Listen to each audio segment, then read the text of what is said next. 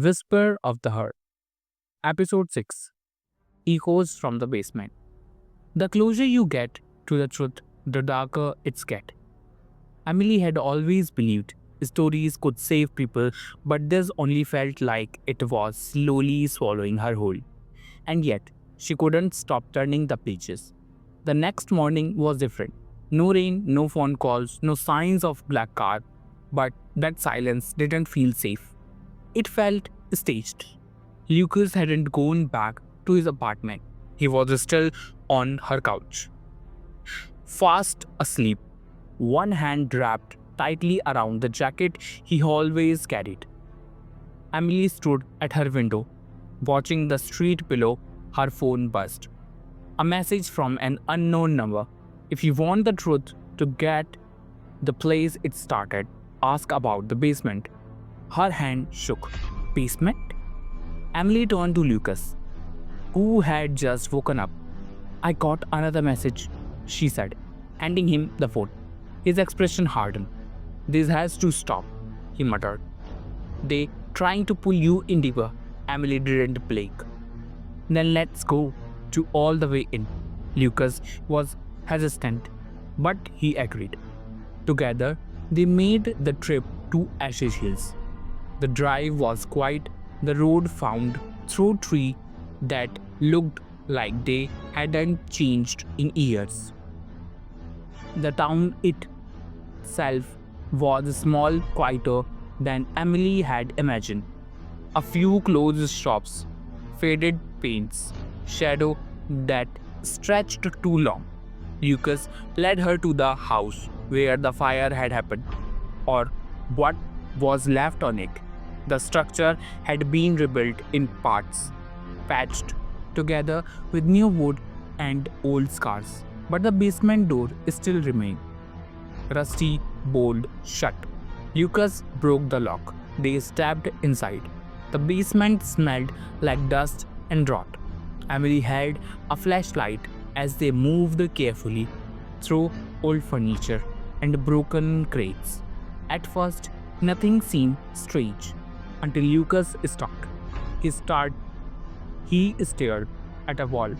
There used to be shelves here, he whispered, but he ran his finger along a crack in the concrete. Then he knocked. Hello? Lucas looked at Emily. Help me. Together, they pulled aside a stack of old boards. Behind it was looked like a false wall. Lucas pressed. The panel cracked, then gave way. Behind it is a small hidden room. Dark, narrow, and covered in old documents, files, folders, photographed, all marked with the same initials, N.H. Nathan Hale. Emily reached for one of the folders. Inside names, account number, dates, criminal transactions, and in the corner of each page, handwritten notes. Lucas scanned them. These were his records. No, he was documenting everything, not hiding it, recording it. Emily pointed to a name repeated in several files. Irovan. Lucas jaw clenched. That's Evelyn, he said. The detective. Emily's voice, barely a whisper. She was part of it. They both froze. Because at the bottom of last folder was a photo of Nathan Hale and Evelyn standing together, smiling. They backed away from the wall. Suddenly, footsteps upstairs.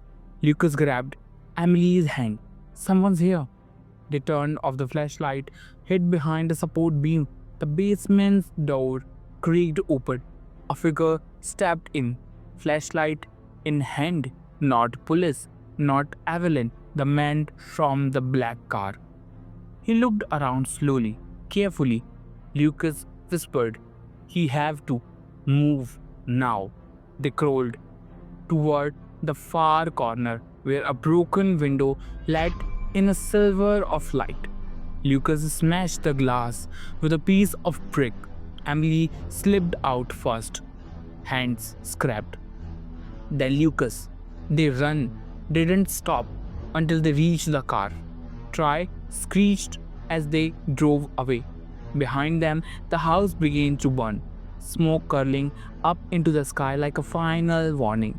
Someone wanted that basement gone. Back in the city, Emily sat in silence. She started at the one photo she'd saved. Evelyn and Nathan, arms around each other. Lucas was pacing, hands in his hair. She played both sides. He said, "Used me, used my brother," and when things went south, she vanished, then came back as a cop. Emily looked at him. "You weren't the suspect, you were the decoy."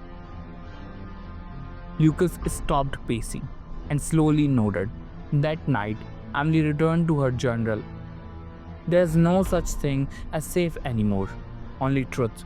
And the truth is, I'm in love with someone who's been lied to his entire life, and now they are coming for both of us. She paused, then added one more line. If this is the end, I'm not running. End of episode 6. If you like this episode, subscribe my channel